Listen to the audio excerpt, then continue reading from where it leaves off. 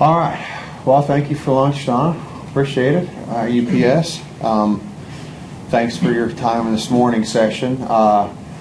Diagnostics. So this is probably the most important part, right? We went through some familiarization. We'll look at the truck, which is important. But as I mentioned, it's going to break, and what's the best way to fix it? So this is new to UPS.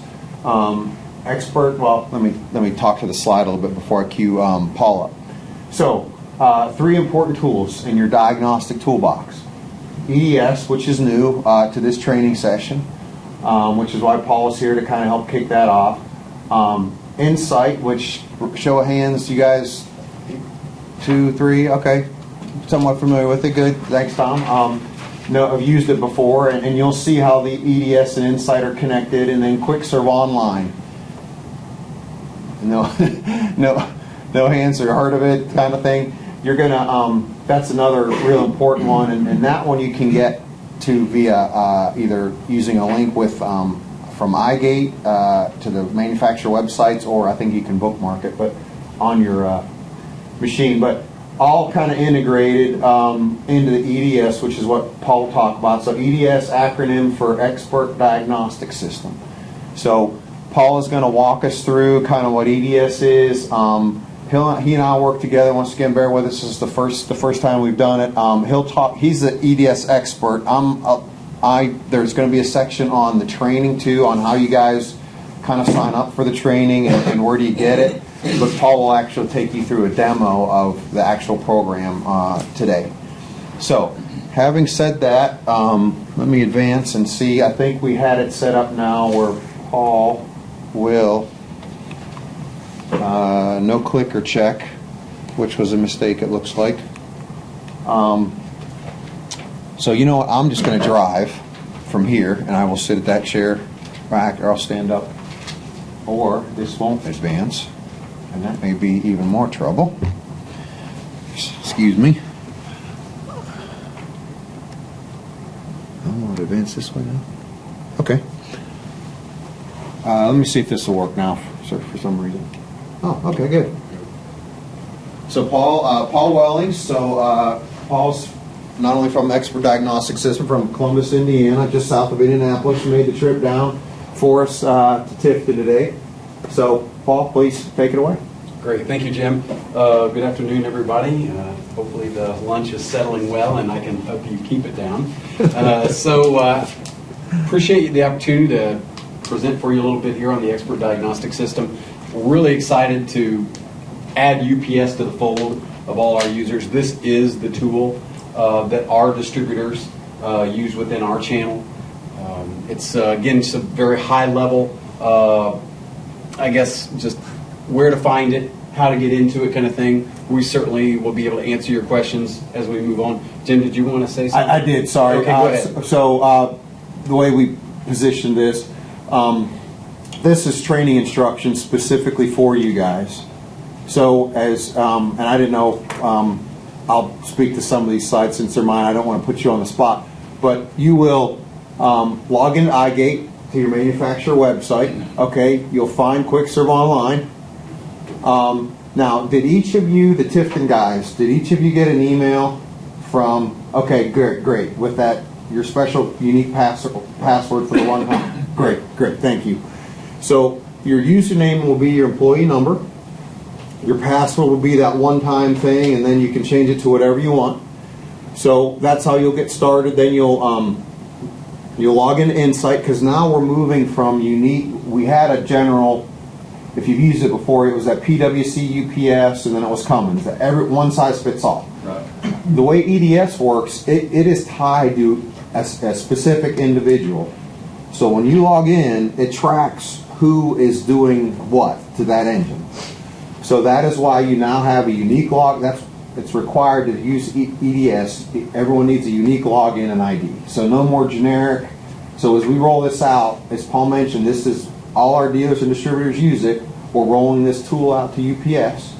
So in that process, we need to get everyone signed up with their unique. But we're trying to make it simple, so it's just your employee ID and password. So great, you've got that. You click on the EDS. If you could advance, please. So these are just the screens that you'll see next. There'll be a EDS online training that you'll see. You'll click on the All Courses tab, type EDS in the search field, and you'll go ahead to one more. You'll have the introduction and tech. Have you guys by chance taken that? I've gotten past this, but I didn't have speakers, and I got tied up with a. That's fine. I understand. Okay. I had to But you got abandon this far? Yeah. No, I hadn't. I just got my password put in. Okay. And done. And I was on vacation last week. That's fine. That's so- fine. That's fine. I just want to get a gauge. So about an hour training, and you might need your manager to get in, depending on where you do it. Because you can do this from home. I'm not telling you to do it from home. I know you probably want to get paid for it, but I'm just saying you can do it at home. There's no security, so you can go on the web, type in your own ID and password, same thing. But if you do it at work, you may need the manager's credentials, depending on what firewall they have set up there to get you through. And then there is some, what I call hands-on. They just have you go through some exercises at different percentages through. I just wanted to give you kind of a feel for that. And then there's an assessment that starts at 86%.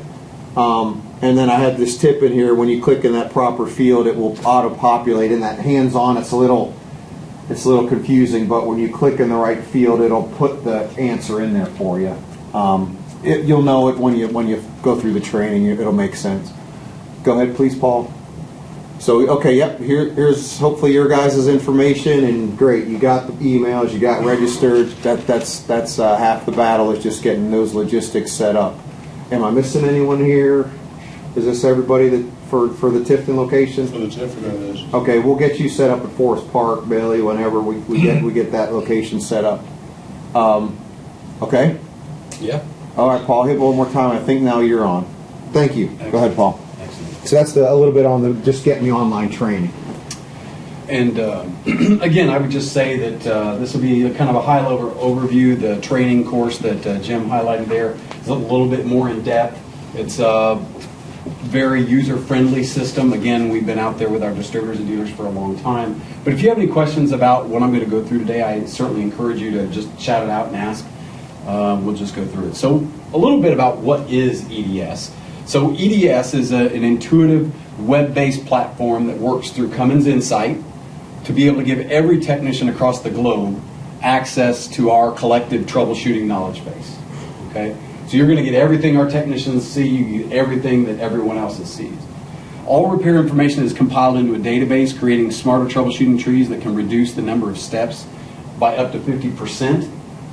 That's going to be a huge change in philosophy, I guess. If you're using our troubleshooting trees today, you'll see that change in EDS a little bit. EDS also provides a complete repair history for all diagnostic service events that have been performed on a particular engine. This will really be huge. We'll talk about this. This is why we show you distributor, dealer, anyone's event, Bob's Truck Shop. So if our users are using the system and you use the system and your UPS truck goes into a Cummins distributor or dealer, you're going to be able to see that event eventually through your system. So if the UPS truck has to stop at a distributor dealer and you're like, hey, I handed it over because I can't do that work, I want to know what they did on it, you're going to be able to see all the work they did. They're going to be able to see all the work you did. So it crosses barriers. We won't hide anything. We'll show you everything they did. We do have security protocols that keep users from typing and adding information on your work, much like you can't affect work that was done by the distributors. And that's kind of why you have unique user IDs. And so at the end of the day, it's about giving the technician every opportunity to get all the information at your fingertips to be able to make the repair right and then move on, kind of thing. It's a tool that also improves every aspect of the repair process, from productivity and accuracy to billing and reimbursement. I'll talk about that a little bit if you want me to. I can expand. But ultimately, our systems are integrated beyond just the troubleshooting. So it compiles this information that the technician has done and makes it basically almost a couple button clicks for your warranty administrator to be able to then use that supportive information to hopefully get your claim paid faster, kind of thing. I will pause you there. Go ahead. So, yes, so Suzanne Rhodes, UPS MDC, corporate warranty. Eventually, she'll be able to use these diagnostic session IDs, DSIDs, to file, you guys are authorized to do some in-house warranty. So she'll be able to grab these DSIDs and use those to submit warranty claims instead of requiring all that other information that you may need to submit. All she'll need is a DSID and she can submit the claim. More on that to come, but just, not today, but just to know that's, as this progresses, that's what we'll get to. It does go beyond just the diagnostic support. It goes into warranty reimbursement support as well. Very good. Taking our very first step today as we launch with Tifton. Next slide, just a really high concept. Data plus metrics equals success. We launched this system back to our field and our channel back in late 2012. If I were to put it out there, before then you're using the trees. And at that point in time, did that troubleshooting that we provide you get you to the solution? Were you able to make the right repair? Unfortunately, we're not sure, right? Because ultimately at the end of the day, you're reading a static piece of paper, you're making an informed decision based on some really great knowledge and years of experience, and ultimately you did something to get that truck back out on the road, right? Well, at the end of the day, if you encounter that similar type issue, again, right, well, hopefully Ed's there to help you, or whomever, right? At the end of the day, we want that feedback so that we can improve our troubleshooting, and we want to be able to improve it for everyone. So again, since the beginning, hit the button, we are approaching 1.5 million service events since the end of 2012. And thank goodness, those are not all warranty events. So again, this is also a secondary portion of this, right? So beyond the warranty period where you're filing claims and you're doing this work, right, maybe we're losing a little visibility about the long-term statistics around the engine, right? That is in the past. We're now having as many service events used through EDS for the trucks that are out of warranty, because it's your information, use the tool as you want to, as we do in warranty. And so we can see the evolution of those engines to make quality improvements throughout the life of an engine, regardless of your warrantability. We track three things. We track our success, we track our steps to solution, and we track our closure rate. Success simply means what I touched on before. Did you find the answer in the system? We want to know whether you were successful in finding the answer in the EDS to the issue you're looking at. And this is not my feedback. This is the technicians that are using the system's feedback. So the technicians are telling us they found the answer in the system 93% of the time. Well, with this feedback mechanism that we have, we're actually, improving that number. You can slice and dice by location, by different types of engines and everything. So you'll be able to narrow this down to just the ISX-12 gas engines by location, diesel engine by region, by time, 2014, 2015, 2016. You'll be able to see all that breakdown. One of the biggest paradigm shifts for us is, again, steps to solution. What is that? Well, that's where you found the answer. All right, so 93% of the time, 1.5 million events approaching, we found the answer. Not me, I don't do any tech work. The technician said they found the answer somewhere between the third and the fourth thing they did. So if you think of the steps that you use today, 1A, 1B, 2A, 2C, blah, blah, blah, right? Those aren't ABCs anymore, they're simply 1, 2, 3, 4, 5. Technicians are finding the answer 93% of the time somewhere between the third and the fourth thing you did. So this analytic ability has allowed us to restructure this a little bit to the concept of why did we have you do 14 things on a low power issue when I know for an ISX 12 2010 model that with that fault code, I know what it is. We'll take you right to it. You'll see that a little bit in the demo. And the last thing is our closure rate. It's just the concept of you tell us when you're done. So we don't ever over the shoulder, kind of a big brother concept, right? So we don't hassle you, hey, what'd you do, what'd you do? So our method to get that feedback on what the technician did is you simply say, I'm done. The truck left the service location. We call it closing it. So when you close it, we get this information, we improve our troubleshooting, and we measure that. Because if we're not getting good information back, we're only getting 50%, then that, the whole, we're coming into the politics here, right? So our margin of error could be widely ranging there. So we like to make sure that we're getting things closed in an appropriate amount of time. One interface, multiple integrations, right? Nobody likes to jump from system to system to system to system, silos, right? So at the end of the day, we're providing a single interface. Hopefully you recognize this, Insight, down the left-hand side. EDS is going to be available for you inside a single system, right? You can launch to it right from Insight, and off you go.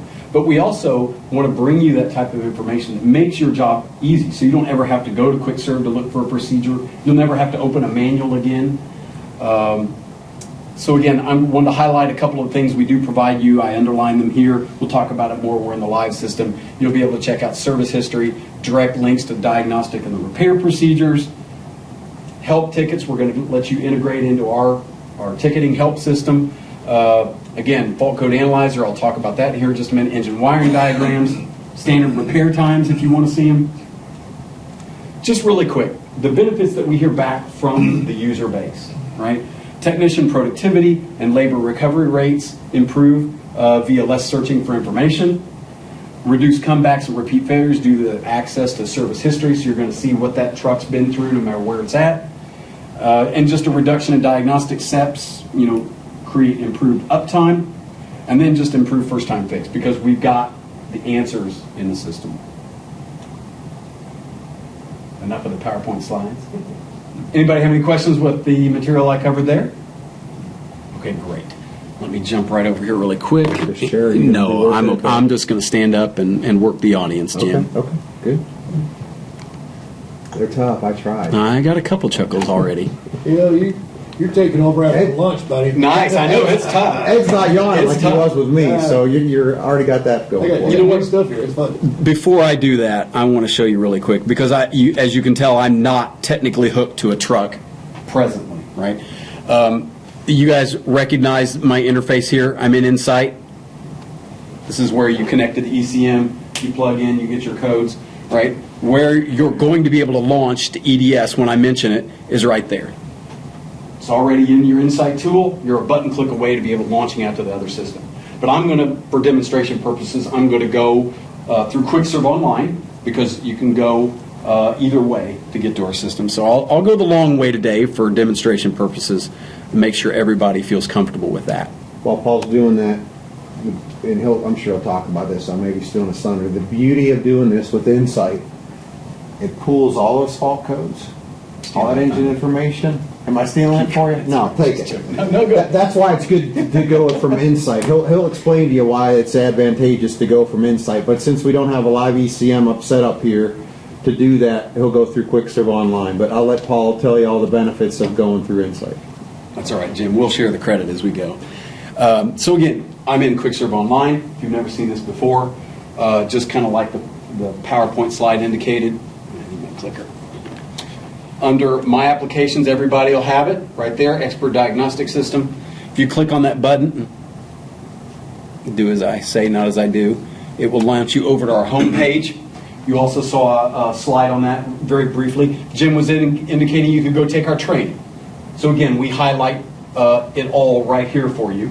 Now again, through Insight, it jumps you right into the production system. But this is also how you get to training. We have 3 different environments. One is our training. The EDS is for production events. Trucks in front of you, you want to work on it there, right? We also have something we call simulator.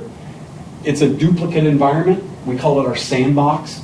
You can go play around. We don't keep track of our metrics. You want to go look up something, go play away. Nobody cares.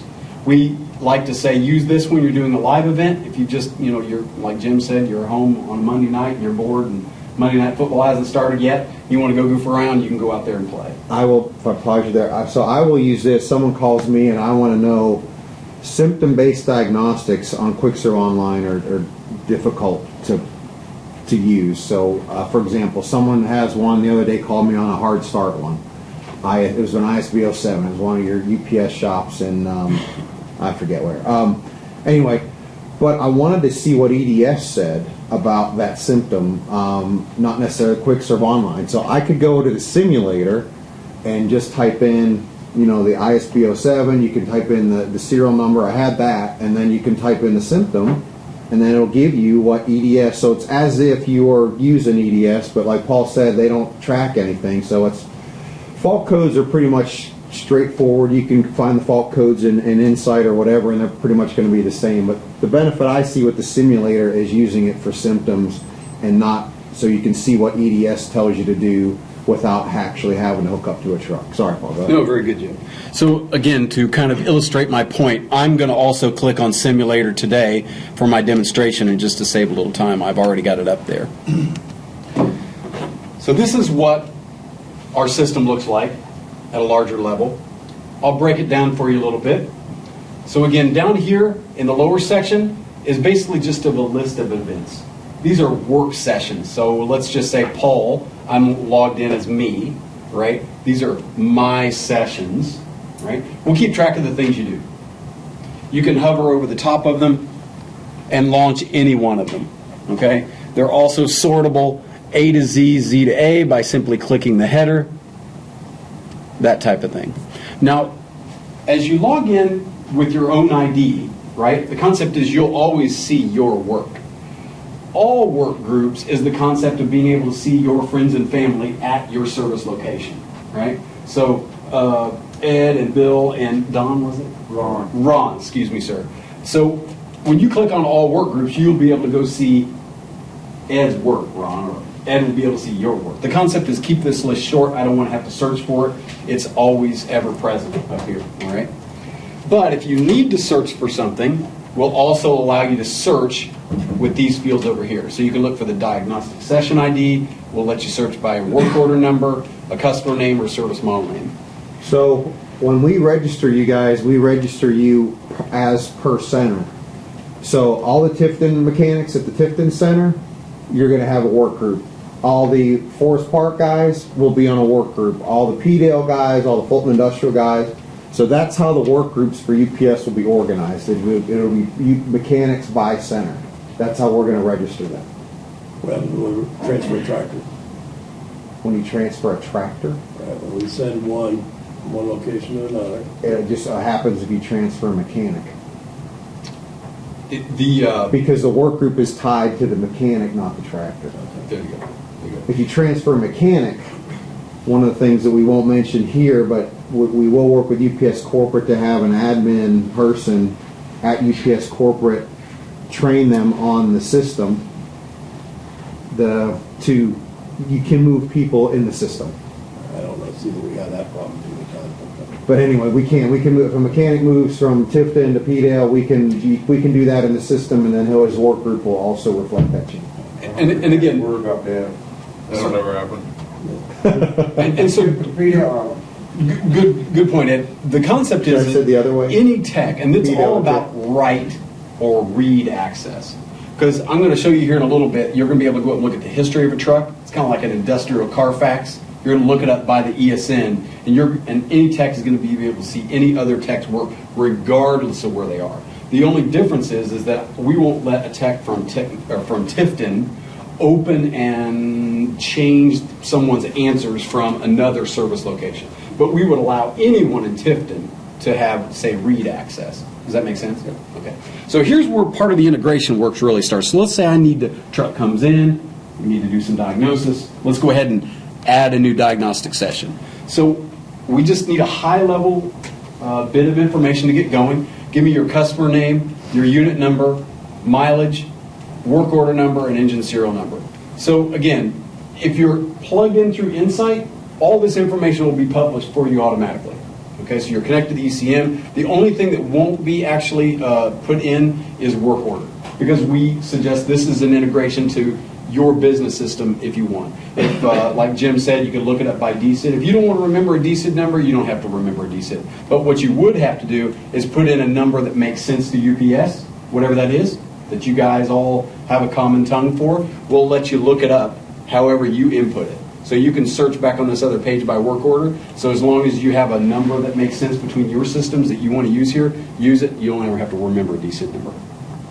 Okay? When Paul says DSID, that's the, you guys probably know it, but that's the DSID, okay? Different. Just want to make that clear. So I'm going to just really quickly fill some of this stuff out. So, But once again, the advantage of coming in here from Insight, all that stuff should already be pre-populated, as well as, and I'll let him tell you what else transfers over. so again, as soon as I start to put my engine serial number in here, it's going to ask me to validate that engine serial number. And what that really means is, let's go out to Cummins and see if we've got any more information for you about that engine serial number. And really it's about launching into the chassis understanding. Okay, Quick Serve Online or your other troubleshooting today ends at base engine. EDS is going to launch you into better chassis information. Okay, and so if you hit the validate button, well, you have to hit the validate button. When you do, I'm going to go out and look. All right, and hey, I see that I found that before. It's either been a warranty claim or blah blah blah or whatever. That equipment make and equipment model will appear. And at the end of the day, if it's blank, we've never had an event before, it's never been new to the system, it didn't get loaded by the OEM, there'll be a drop down. If you give it to us one time, we'll remember it forever. Okay? We're going to submit, and now it's going to create your diagnostic session. Okay? Takes a couple seconds. This is your diagnostic. Shoot, I forgot this. Okay. This is good, yeah. This is good. This is what we call our, and this is why I use a training engine serial number here so I can highlight this feature, is this is what we call our engine history pop-up. Okay? So it's looking in the system for that same engine serial number, and if that engine serial number is found within a certain number of days, having been worked on any other person by any other shop throughout the world, you get a pop-up. And it basically says, hey, that, yes, Jim? Certain number of days. Do you know what? 30. Thank you, 30. It's 30 days. I didn't know that. Thank No, you. that's all right. So 30 days? 30 days. So if it's past 30 days, you won't get this You will pop-up. not get the pop-up, but Thank you you. can always go look it up. Thank you. So again, the old diagnostic session ID will appear, the date in which it was worked on, and the initial problem that old technician started working on will appear. So you can try to get a frame of reference of after the same thing. If I got something I'm not solving, it's coming in again and again and again for, maybe you want to look at it, and go look at it a little bit more thoroughly. Maybe you just want to skip it and do what you want to do. I'm going to say skip for now. I'll come back to it in a little bit Look, later. great resource, right? Dealer was looking at it, and you just got it back. Somehow the techs didn't know it. You know he looked at it. One of your guys looked at it on the day shift, and the night shift guy's looking at it again. He didn't somehow know that the day shift guy looked at it. He'll now see that the day shift, someone was just looking at this thing earlier today or yesterday or whatever. It doesn't matter. If they use DDS, it will have a lifelong track of that history in there. Like I was saying, this is your diagnostic session ID up here. Gives you a little, that's the title I put in. We'll talk about each one of these as we kind of go through, keep it moving. Exit, close, and the details. So I talked about we track our closure metric. That's the magic button to close your session when you're done. This is what I call our breadcrumb over here. So again, you gave me an engine serial number. I'm already looking stuff up for it. So I know the type of engine base that it is. All right. This is other information. I won't go into this too deep over here, but I'm going to be bringing you other things related to that engine. Any campaigns, temporary repair procedures, technical service bulletins, and some telematics information. That's a new and crazy thing. Maybe we won't get in here today. But the red circle tells you if there's any information there without the technician actually having to go in and clicking it. All right? So there is one campaign. There's 56 technical service bulletins, but you don't actually have to go weed through that. I don't know if you go weed through that today on QuickServe Online for all the technical service bulletins, but it's a nightmare. I mean, at the end of the day, the technical service bulletins on QuickServe are not broken up by the type of issue you're dealing with, okay? EDS is actually going to be able to do that for you, right? Nobody would look through 56 technical service bulletins for some random idea that you've got to go look for. That's a waste of your time. We're going to be able to sort those for you. I'll show you that in a minute. The next really great integration is in what you put into the system. Now, again, I should have let Jim just keep talking because I love people to get excited about the system just like me. But the secondary integration with Insight is that when you're plugged into the ECM, I know which codes are active, I know which codes are inactive, I know how long they've been active. And at the end of the day, when you're plugged into Insight and you launch that create new diagnostic session, I'm going to bring over all your fault codes and I'm going to help prioritize them for you. Right? Now, if you've never heard of that before, it's called the Fault Code Analyzer. It works for every engine that has an ECM. I'm going to give you a direct link to it right here. And I want to show you this because this is a really powerful feature. My hat is off to you guys that have a lifelong, sorry, I got to put my ECM in there because I'm not, 9760365. Good. I just have to worry about common stuff.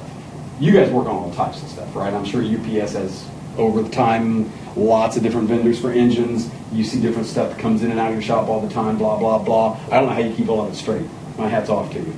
We wanted to create an opportunity for you guys to have a little bit easier way of dealing with the ever-growing number of fault codes that Cummins Engine Company publishes, because number one, with onboard diagnostics or all the after-treatment stuff, it's really, in the last 10 years, grown in complexity. And so in the data plate that they were talking about earlier, under Service tab, there's something called Fault Code Search, Fault Code Analyzer. Again, this happens all automatically if you come in through Insight, right? But I'm just belaboring the point. Our instruction is to put every active fault code in there and enter all inactive fault codes with more than one count in the last 25 engine hours, right? Throw them all in there, let us sort them out for you, all right? So for demonstration purposes, I'm going to actually put in some faults, related to low boost. And when I type these in here, the title comes up if it's a good number. If I type in a number that's not good or not related to that ECM, you'll get an invalid message, as you saw there. And after you're done putting all your fault codes in, you hit the word Analyze. And I'll break this down for you. I'll say, again, with all the integrated circuits in our systems, I'll tell you which one's a primary and which ones are related, which means you only need to troubleshoot the primary. And when you have multiple codes, we'll actually put them in order for you to let you know which one to troubleshoot first, which one is the higher priority. All right? And all this information will be commuted for you automatically. You don't have to actually go into Insight, look up a code, go see what its current engine hour is, subtract it from the current engine hour, do the math, all that kind of good stuff. It literally is populated automatically. Right, so Paul's going through a good explanation of what you would have to do if it didn't have this feature. But this is all automatically done when you go through Insight. That fault code analyzer automatically runs. EDS is automatically populated with that fault code you need to start with. It's already all done for you. It tells you where to start.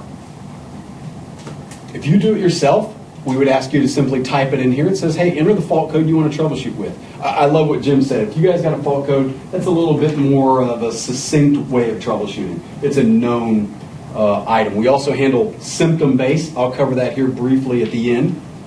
Don't want to run out of time too bad. But again, at this point in time, click the next button. And you'll see some of these numbers change up here. So again, we actually have 2 technical service bulletins that are actually related to that problem that you have. All right? But before I go down there, you'll notice my breadcrumb expanded, right? Because it recognized what I put in there. 2387. If I go up and look at that a little bit more, there's a question mark. It actually gives me the title. If I click on that, up comes the fault code overview that you guys are probably likely used to seeing today if you're using some common troubleshooting. So again, it's got some good stuff in there about the circuit art, where it's found, why it becomes active, all that kind of stuff. So this is what you guys see on Insight, right? When you right-click on the fault and it gives you all this stuff. So if you notice, all Paul did was moved his finger over the question mark of the fault code and clicked it and got to the same place. Right. So when you're used to going this way, don't do that anymore, right? We're going to go back to EDS instead of following that troubleshooting that's associated with that overview. Again, it's a tab. You can get rid of that tab. Okay? Something else I'll show you, even though it's maybe not applicable. Back over here, we try to hide it from you, but you would see it in the training. There's another little icon next to the service model name that brings up the engine wiring diagram. Okay? So you can keep this up here and make it interactive with your session. Can you see that, Ara? So you can move that around. It does get bigger so you can read it. A couple of the new features we're working on this year is to again be able to utilize better area over here and over here.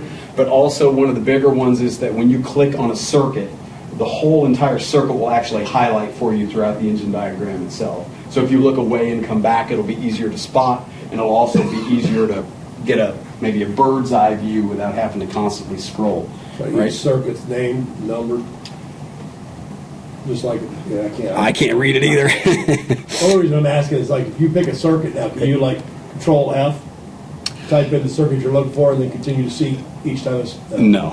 no. Well, that's definitely an opportunity for improvement, and we've heard that. It's just easier to follow a circuit. Yes, determination. yes. You can Once you found it, then you've got to follow scroll or- around, you got to look around. So it's what it is. it's beneficial if you don't have Right. that type of information available to you, but you're right, there's an opportunity for improvement there. So our results are what we would call our custom tree. There are 6, let me scroll over because I know I'm going pretty quick, guys, so yell at me or ask questions. Our results are that we have 6 things related to 2387. Start at the top and we'll work our way down. So again, you put in a fault code, you've got some results, we're going to go look at them. The solutions are broken up by giving you a description of what we're talking about, a verification, a repair if you need it, the components that are associated with it, standard repair times, and chassis accessibility items. Okay? So really quickly, from a core issue of this fault code 2387 just triggered by another fault code, there are some instances when a fault code is recorded, but it's not the first fault code you should troubleshoot. All right, well, how do I verify that? Turn on Insight. We've already done that. The action is check for active EGR, EGR temperature, and EGR differential pressure related fault codes. Here's a list of those codes. It's active or inactive, then troubleshoot that fault code before you begin troubleshooting. Now you would say, Paul, why are you asking me to do this? I just put all my fault codes in, or it came through Insight, right? Well, part of our opportunity is that we've not gotten everybody migrated over to coming in through Insight only. Unfortunately, we still have some people that are, we're going the long way. So we need to ask you that. Once I think we get our integration to the point where everybody's coming into EDS through Insight and we know we're getting all the codes, then we could remove this last question, because it's basically saying, hey, did you leave anything out that was inactive because of high counts or duration that you might need to reconsider? So none of these codes are ones that we entered. So at this point in time, we would ask you to give us a little feedback in the form of checking a box. This is not my problem. The verification was inspect. Check it off your list. This is likely the solution. X marks the spot. Or, hey, I just couldn't do it. Okay? So in this case, this was not the solution to my problem. 2387 was not triggered by another fault code, right? And you can give us a little feedback.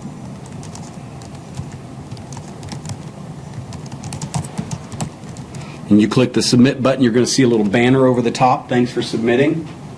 And we didn't move you there, but you're going to see down below your information was added, time, date, stamp on your session.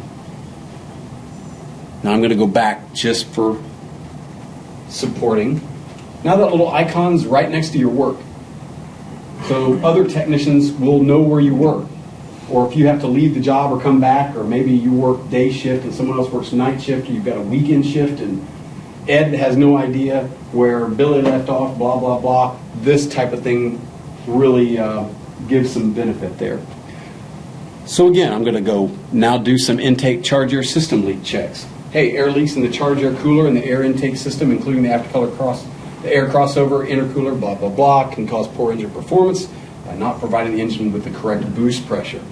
All right, how do we check that? Let's go to the verification. Inspect the air intake system for leaks. Refer to this procedure. If you want to know how to do leaks, you don't have to go to QuickServe and hunt for a procedure anymore. It's embedded. You click the link. Your procedure that you're used to seeing comes up automatically. All right? So again, if you need to do a pressure test for the charge air cooler to check for leaks, I like clicking the buttons, by the way. Up comes the procedure that you need. No more going to QuickServe looking for the right procedure. It's always there for you at a click of a button. All right? And again, we come back down to, hey, is this the problem? Was your verification inspect? Basically, hey, did you find any leaks? Or did you find leaks? So for demonstration purposes, I'm going to say this is not the problem. No leaks found. Now you'll find as you get to use the system, see again, thanks for submitting, the way we would like to phrase it, without trying to be too heavy-handed, is giving some feedback to the system is a positive. It's positive for you, it's a positive for the next technician that has to read what you wrote, and that technician, that truck now is, back to your point, Ed, the truck got moved, and now the technicians up in Atlanta are working on it. Could they read what you wrote and understand based on the description what you did? Or if you log back in 30 days later and reread your own notes, would you remember what you did? Nothing more, nothing less. We're not looking for a book. This context says it all. It serves as support for warranty, just as it stands with the button clicks. Enough said. You don't actually have to go back to return to search. There's that little icon. I'm going to click next solution. So it's basically just, did I do this? Did I do this? And you just keep going, right? So the next solution is incorrect VGT turbocharger actuator installation. Incorrect installation. Sorry guys, I keep walking back and forth so I can try to. Incorrect installation of the VGT actuator can cause that fault code. This is usually caused by incorrect gear installation between the actuator and the sector gear. How do I check that? So determine if the VGT actuator has just been removed and installed during this repair event. Okay? If it just became active immediately after the actuator installation, you've got a problem. Well, 2387 was active from the beginning of the event, let's say. So I would say,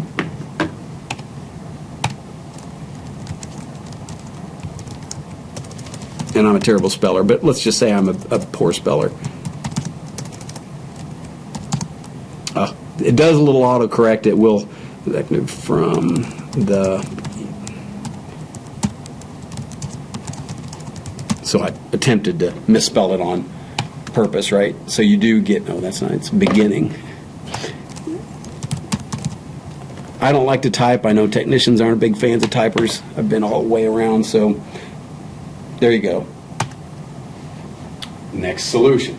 Okay, so at this point in time, that fault code can also be logged when one of the following error conditions exist. So again, the turbocharger actuator has just been replaced, or foreign material in the VGT turbocharger can prevent the sliding nozzle from moving in desired position from key on. So again, we'll make this our last one. So a little bit more difficult troubleshooting here. Drain the engine coolant if you know how to you'll know how to do that, of course. Disconnect the VGT actuator from the engine wiring harness. Remove the VGT actuator from the turbocharger if you need to see that procedure. 1001, 1002. Inspect the pins and connectors for damage. So at this point in time, if you inspect the pinion gear on the actuator for seizure, excessive wear, or damaged teeth, inspect the VGT sector gear, part of the turbo, right? And then you basically get down to the specification. The reason I'm driving down to this solution in the troubleshooting, guys, is so you can see a difference here. So again, if the VGT actuator pinion gear doesn't move, then it's the actuator. If the sector gear doesn't travel, then it's the turbo. So at this point in time, I'm going to just say for demonstration purposes, found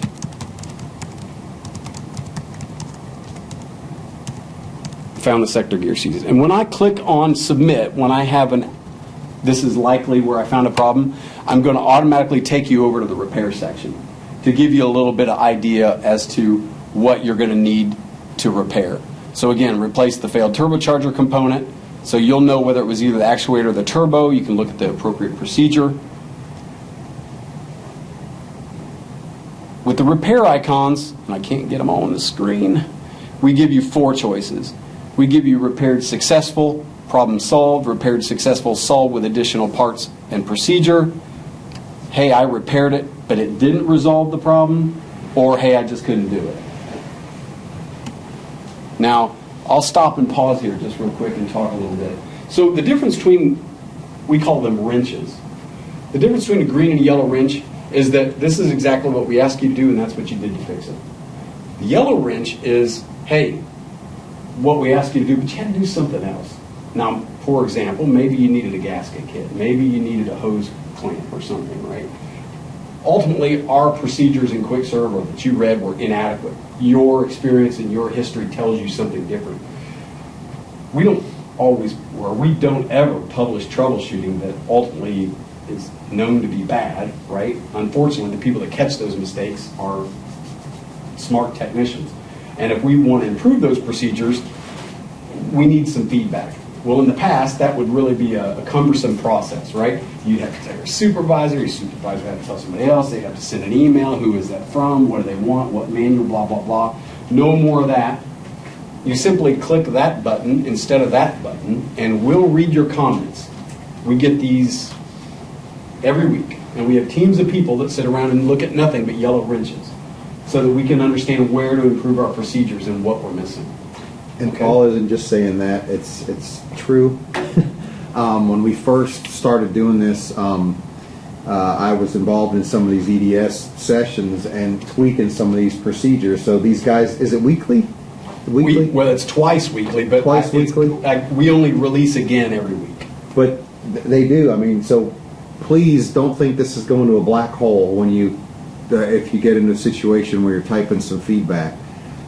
These guys, it's a lot of data, but these guys actually look at it, and it does.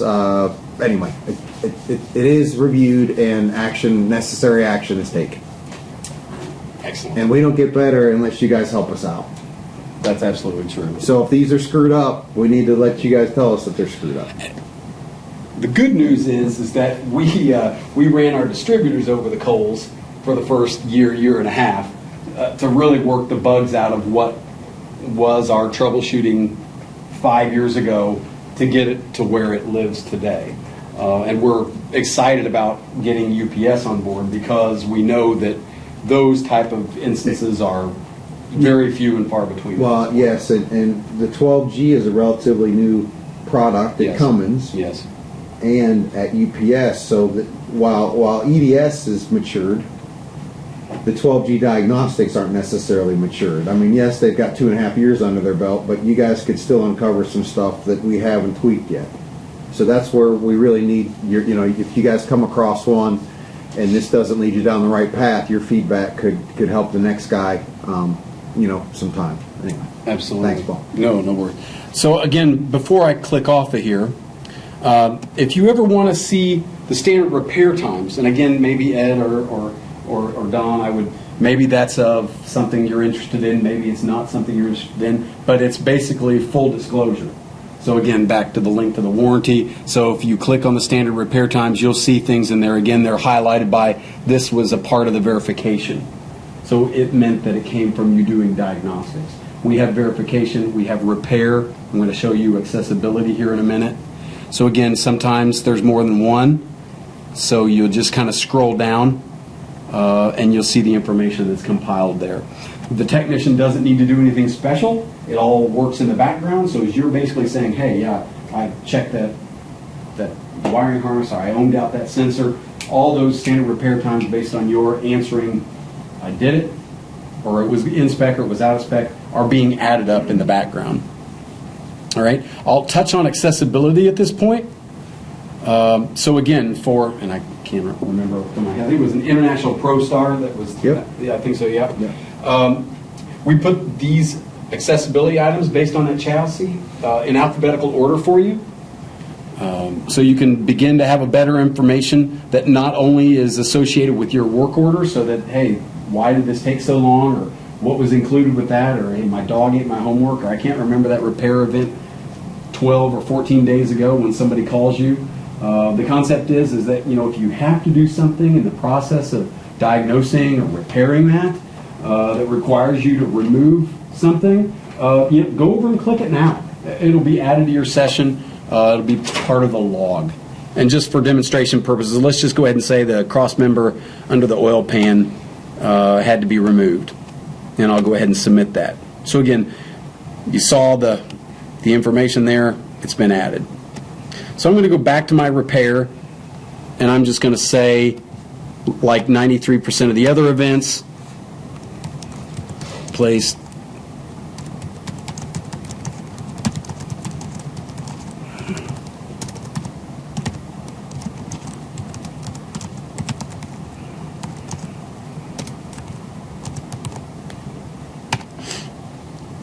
we'll ask you which component was used in the repair. I was working down to this solution so that you could see that there are sometimes choices. so especially when maybe you're looking for leaks or something that would be if the sensor owned high, replace this part, if the sensor owned low, it's this part. So the concept is, it's not really a parts listing yet. We're actually working that way. Right now, it's what we call a common noun name, right? But there's more implication here in the warranty space, right? I don't want to go too deep to there, but like Jim said, I think those conversations will come. All right, so at this point in time, your sector gear needed to be replaced, so the turbo's the guy. This is the only time I harass you with a pop-up, because ultimately, hey, you gave us an input, you told us 2387 was your fault code, you told us where you found it out of spec, right? You told us that you were able to repair it with a part. Maybe you'd like to close it. This is kind of a, hey, give us some of that information back about your great session. And if you're ready to close it, you can say yes. If you're not ready to close it, you can say no. Now I'm going to say no for demonstration purposes, and I'm almost done here, guys. Because again, I'm going to show you a couple things how the system is combining this information. So again, where'd my clicker go? Gives you this laundry list of, hey, I did it, I found it out of spec, that's where I repaired it. So it gives you a visual. You'll get used to seeing the icons, right? That's worth, pictures worth 1,000 words kind of thing, right? The close button is always right up there, but I try to make it easy for you when you said you're done. And I'm not going to go down this path again because we are short on time and I want to cover just two more things. This little reset button right up here, again, when you take the longer training, you'll see it. You can certainly handle multiple fault codes in the system. So remember, if you had a couple primaries, you can just hit the reset button and basically it becomes a white canvas again, right? Your information is always still there.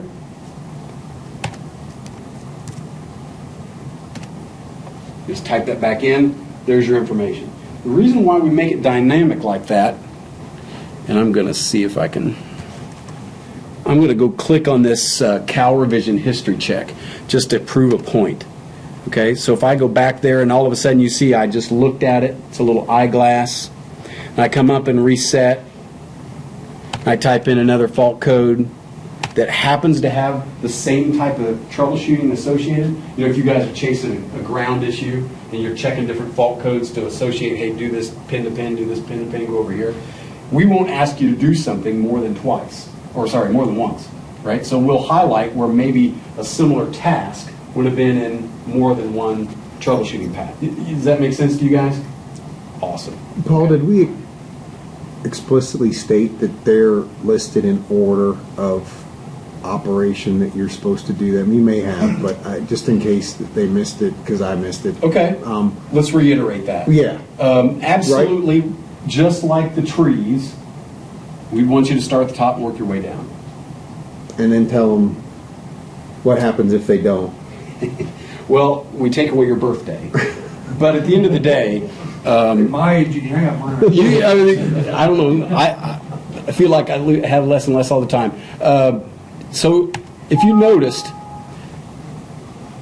I will fire this pop-up off of you when you go out of order. But I'll only do it once, and it's just really more of an indicator that, hey, really, no kidding, you need to go in order. But I'm going to show you this here. Maybe I'll just do this so you can see it. While Paul's doing that, and this isn't in any way to, I don't know, deter you guys from the system and all, but there's an audit trail. So when I go in and look at a session, and this is mainly what warranty does when I say I go in, but so, and you saw that pop up, so there's an audit trail, so every job has a record, as we showed, so I can go in and look at that job, and then there's an audit trail tab that I can click on, and it'll tell you the steps that were taken. And it'll tell you if those steps were taken out of order or not. So each session is recorded, if you will. You knew that already because it listed them that you could refer to, but there's a way you can actually go back and it records the steps that you take.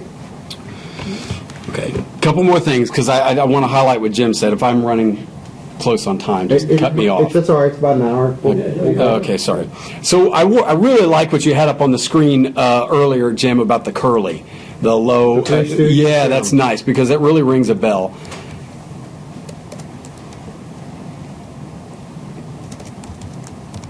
So if I want to put in a symptom-based input, right, I type it in this same box, right?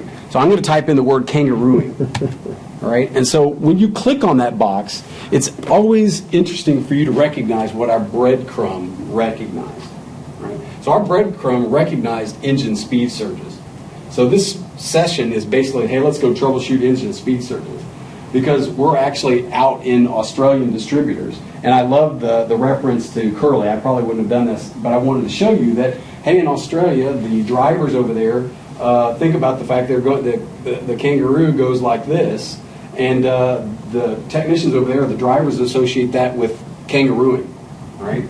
And so ultimately what happens is, when you enter anything in the system, guys, that has something we don't have, I'll put in my name. I've got nothing to do with realistic diagnostics. You're going to get that little pop-up. I keep saying you only get none. I keep saying there's always system didn't recognize your input. I don't want you to go off into the weeds and maybe try to troubleshoot something that the system doesn't understand. You'll never get that with the fault code. You might get that with a symptom. So, hey, I need you to correct that or try again. But I know who you are, and I know what you put in there, and if you do that a couple times, we'll reach out to you. Hey, what do you mean by curly? And we can get that in there. So again, you can at this point in time either say, nope, I don't have any fault codes, and we'll start asking you questions. Do you have any cooling system symptoms? Do you have any leaks? Again, this is my little speech on leaks, right? You're probably not the only one that says, I know where that leak is. I don't need to, but I've got 1.5 million events that say they're pretty good at knowing where our leaks are too. Not to mention it documents in the system where we have leaks and we know how to fix them. So this is the strength of EDS and the symptom-based, is it will drill down. You can't get these questions, this interaction, on a static sheet looking at a troubleshooting tree. So this is really where the strength comes in, that you can, it'll ask you those qualifying questions, and it narrows on a symptom, and it'll just keep narrowing that list down, so you don't have to just start going through this 50-page tree. It'll narrow those down right away. And I'm glad Paul mentioned the acronym. Is that the right word, or synonym? No, synonym. Synonym deal. Because how many times, for engine miss, engine skip, different, the same thing can be called 5 different things. So we've taken that into consideration as well with some of the symptom base. So these are just some of the strengths of EDS and the symptom base, which is why I've asked Paul and why I've asked UPS to integrate this into their system, especially with this 12-gas engine, because the symptom-based diagnostics are usually the most difficult. And without EDS, you're out. You don't have anything. You have our Quick Serve Online, which is like a 150-page diagnostic tree, which you're not going to use. So that is why when EDS will be very valuable, not only with the 12-gas, but the other benefit is you guys happen to have quite a few other Cummins engines in your fleet, older package car, ISP07 stuff, some ISX15 stuff. You're going to be getting some newer ISX stuff later this year. This can be used in any, I want to be clear with that too in case I wasn't, any Cummins engine, EDS can be used with any, when I say any vintage, back to probably like Quick Serve Online vintages, maybe 94 or whatever. If it has an ECM, it works. Okay, cool. And it supports symptom-based troubleshooting, again, just that kind of thing. So one more, I love doing this one. So again, because you touched on it. Engine ain't starting. And I'll use this one, Southern Indiana way, right? So maybe the technician says, hey, the engine ain't starting. And I thought it was funny you guys were talking about that, because at the end of the day, we have this type of logic in there too. Hey, what do you mean by ain't starting? Do you mean that it cranks and it won't start? Or do you mean that it just won't crank? And when you start to give us that information, based on the fact that I'm an ISX15 CM2350, we'll take you down through that troubleshooting. We got 5 things for you to do, no kidding. Statistically, analytically, those are the most likely ones that people are having. Okay? Our patient is restricted. I had one like that. So Very good. So I want to keep moving here really quick because I'm taking a little bit longer than I anticipated. I want to show you the details because I want to highlight what Jim said. There's a couple things that you can go take a look at. And it's taken just a second. We give you an area in the details that basically gives you a summary of, hey, when did you start it? When was it last updated? Who's the owner? Here are the pieces of information. I can change my make and model. That access code is a little bit more of a warranty. You can leave notes.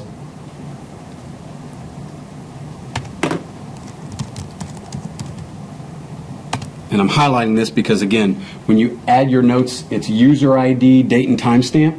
So it goes back to that security protocol. I won't let a distributor go in and write stuff in your sessions, right? This is Tifton jobs. Only people from Tifton can go in there and screw around with that, right? Now, I'm going to show you all the work from the Cummins distributors, but I won't let you go in there and write stuff, okay? Same for attachments.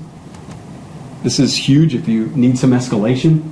You know, your technician's on night shift, and the guy that's supporting 24-hour, you need to add an inside image, and you don't have an email address for the guy. Let me Oh, go ahead.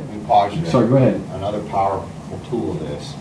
So if I'm helping you over the phone, or Brandon maybe even helping you over the phone with some diagnostics, yeah, you can email him the image, but let's say you don't have email. Some of the UPS technicians don't have email accounts.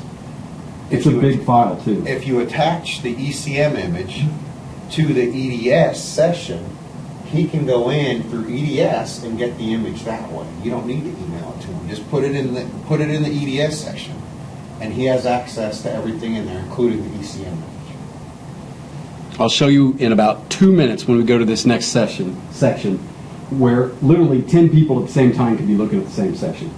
Okay, so you can work with the guy on the other end of the phone. You can tell 3 or 4 people that want to look. It's not just one person at a time. So again, this is the audit trail that Jim spoke about. This is where a lot of people that go in and look at the sessions, you guys will get good at seeing this. So again, when you see other people's work, you're going to be able to see what truck they came in with.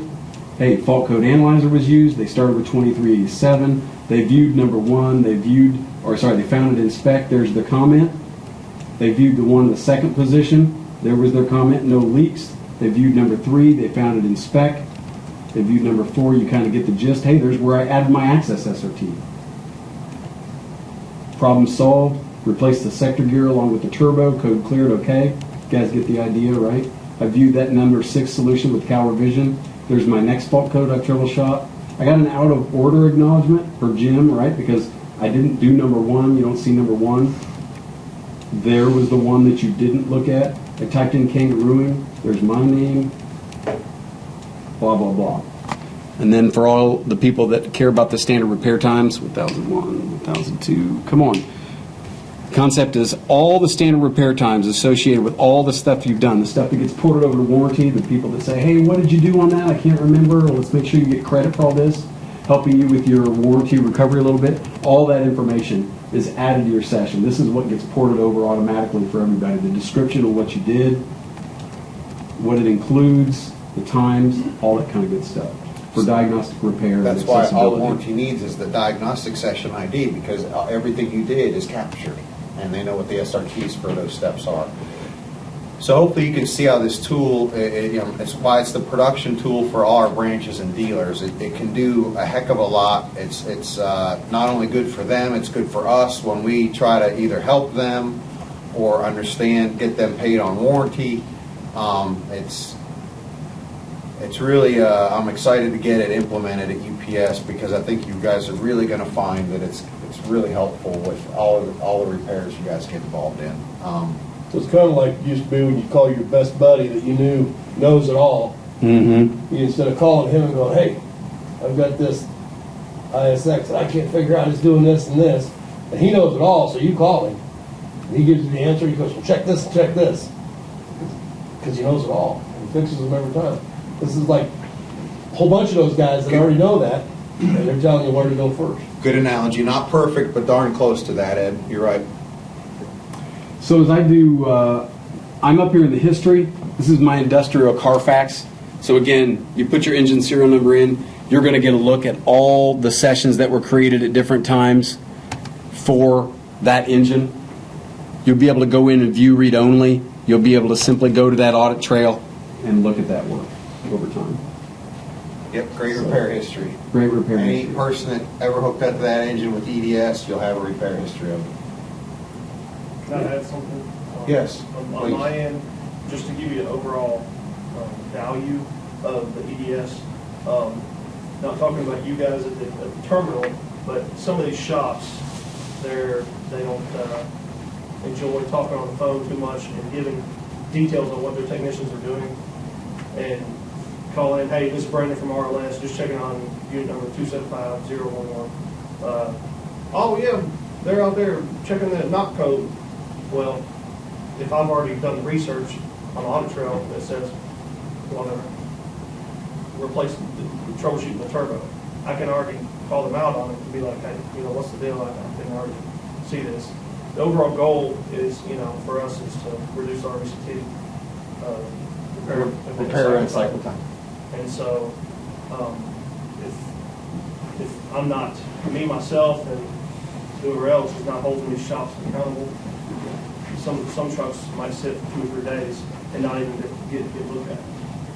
Or if they haven't even started an EDS session, but they say, oh yeah, they've been driving off shooting since 7 this morning. No, sir. There's no EDS session. There's no rapid service claim open for warranty. So, yeah. Thank you, Brandy. Yep, a lot of ways this can be used. And the fact that it pings against the web and everyone can see it is what makes it even more user-friendly. Now, this is going in through QSOL. Yes, you can go in through QuickServe Online, or if I'm on Jim's The way machine. These guys here are probably going to use it 99% of the time. It's hooked up, going on. Hook up, connect with Insight. That It's going to fill out, it's going to do 90% of the crap for you. right. It's All you have gonna to do is plug in, click, scroll down to it, click on it. Yeah. right. Just either if they don't have a fault code, if you don't have a fault code, you still click on it. It still takes you EDS. You type in the symptom. Yep. If you do have a fault code, if you have 50 fault codes, click on Expert Diagnostic. It'll say, okay, start with this fault code, Yep. and you start down there. It's, the whole idea is to make this thing as quick and simple as possible instead of looking through, like what you say, how many pages is it? Well, our diagnostic tree is like 150 pages if you Yeah. printed it out. Yeah, who's going to use that? Yeah. If you had 6 trucks, yeah, you want to do that. But you ain't got 6 trucks. You got 6 trucks you got to do now. So Work smarter, not harder. that's right. You guys have any questions? Went through that pretty crazy. I kind of got one question. I Sure. don't know if it's aimed towards Cummins or towards UPS, the way AIS is set up versus car numbers. And say you have like a P700 engine goes down. You get a Cummins Recon engine, you put it in there. I know it's supposed to be serial number specific. Mhm. A lot of times our system isn't updated, or we can't update the engine serial number in our system on AIS. Okay. And another mechanic comes in, truck's out running, I'm gonna punch in the engine serial number. He pulls up, equipment master, who got the wrong engine serial number? Okay. It hadn't been updated. It's So- still the same engine family, but No, go ahead, Jim. If you go in through Insight, it'll take that serial number of that engine and put it in there. So even if it has a recon in it, okay. it'll give you that same diagnostic for that engine. Absolutely. Absolutely. Yeah. If you're plugging in through Insight, it's reading that ESN number right from the ECM. Right. So- Then it's going to be directing you to either old sessions Right. regarding to that recon engine, and or the most appropriate troubleshooting for that engine type. So that's the change I think that you might be getting on. So with QuickServe Online, we've always drilled it into your head, type in the serial number, and then you're going to get the most specific stuff. Right. Going in to EDS via Insight, it's automatically going to have that sit with that engine number there. Don't have to worry about the engine Yes. number.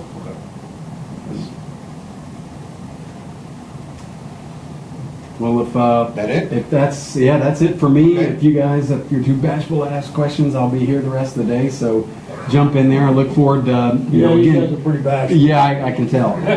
But look forward to working with you in the future and, getting the EDS system kind of started off with UPS. So Paul, Paul's going to work with us to get get this kicked as the first one, but get us kicked off with not short term the natural gas locations. Longer term, we want it across all the UPS centers. Anyway, so Well, we're using this elsewhere right now too, aren't we? Didn't you run this out? I did, but it was right at peak, so Okay. I pulled back. Okay, all right. 'Cause I've seen some other names that are like the I had, PL or- Yep. I was going to do it in Atlanta and Knoxville and Nashville, but it was right before peak, so I like I said, I pulled out because it was.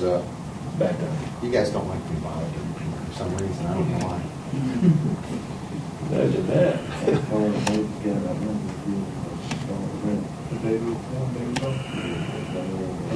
Or start. That's fine.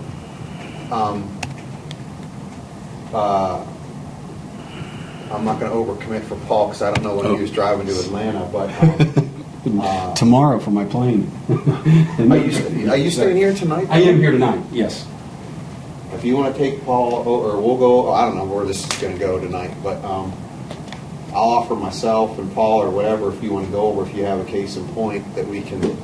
We have a lot of time mechanics been having problems with hard start at times, and spin is more fuel related, pretty much troubleshooted the fuel system's on. ECM's not getting power or intermittent power to the ECM. No fault codes, I assume?